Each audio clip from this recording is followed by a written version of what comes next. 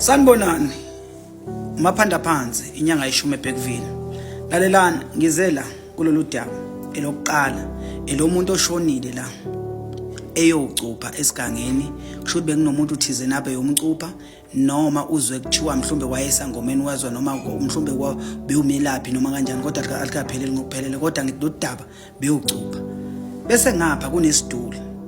esokucupha futhi nakhona abantu bayacupha kusona isiduli kunabantu umuntu ohambayo ethi uyophahla phezulu kwesiduli efike ekhanyisa ikhandlela ethi ukhuluma nedalwa zakhe phezulu kwesiduli ngicela ningihlukanisele kulezi indaba zombili ezokucupha lezi engikhuluma ngazo ngizoqala ngalo daba esikhuluma ngokucupha kusinto okuganga akusinto okudlala thu kunomuntu ozobizwa ngomthakathi engayena umthakathi uhambe uthi uyomgadla kanti amathongo wakhe ayamthanda futhi ayamvikela kanti usukela umuntu engayena uhambe enyangeni inyanga ifika ikutshela ithi hayi inyanga yeshumi ekuthakathile ngubani okuthakathile ngingakwazi lokho mina ngilalele embedeni noma ngisemazweni uhambe wena ufika uthi uyacupha ucupha umuntu ongenzanga lutho onganacala wamsukela wabiza igama lakhe edulwini walibiza ehlane noma wenza kuyingozi ukucupha ungalazi iqiniso into engingaqaphelisa ngayo kuhlukene ukucupha umuntu olimala engozini yemoto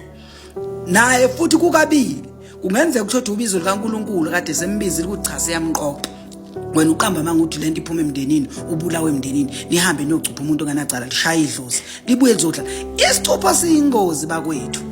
la esidulwini uyahamba umuntu yobiza igama lomuntu umuntu ongathakathi umsukela uthi uyathakatha ulibiza igama lakho ubhizi uyagadlana naye uhluleke ukulungisa inkinga zakho noma ezamathongwa noma inkinga zedalwa zakini noma ezako mama noma ezako baba ubhizi usukela abantu bafowethu ngifuna ukunikhuza into yokucupha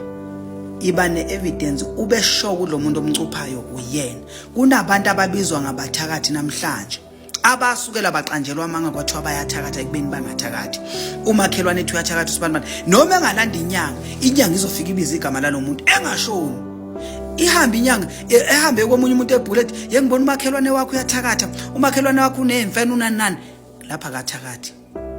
lapho umuntu usuke elalele kwakhe ephumelele njena uyathandazela uyavuka isebenzele evuka emsebenzini ebuye lalela ingane zakhe ziyasebenza kahle ubhizi umbiza ngamthakatho yasukela aniboke nisukumela inkinga zenu ningasukela abantu ngoba nithola nilimala endaweni zokucupha nibeke nicupha abantu angeke bangenza hey hloniphi idlozi lomuntu leyinkinga mhloniphi umuntu othandazayo ungamsukeli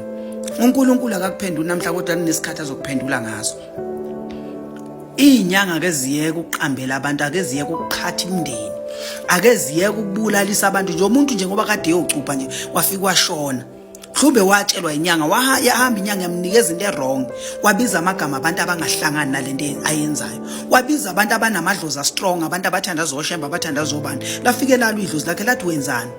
yekelani ukuye enyangeni nifike ningcolise ngisho nomzimba yenu ningcolise ngisho nenhlanhla zenu nileke nisukela abantu engabe niyavuka nisebenze niyekele ukuba nemqondo evilaphayo vulana amabhizinisi nidayise noma itaxi suite noma ningayodayisa ikipe edrobheni uyekela ukuvilapha unibhizi ninukana nabantu engabe niyazo lungisani imisamo nigeze nini lento kwakuthiwa ukuthakatha iyona eqeda abantu imiqondo bahlala phansi bengafuni ukusebenza ngoba befuna ukuthi beyonuka abantu beleke benuka abantu vukani nisebenze nithandaze nicela uNkulunkulu isikhathi somuntu siyafika sempumelelo ngoba lento yokuthi nihambe ninukana nabantu akuyukunisiza ngoba niyithola nilima esidulu kekhona umuntu ohamba eyobiza idlozi la kuphethu bathi angihambe ngiyophahla ngibiza amadlozi akithi esidulwini into eqinile into engene ebondeni iphume ngale iwesendlu uthi uphahla amadlozi wena la nizolimala shole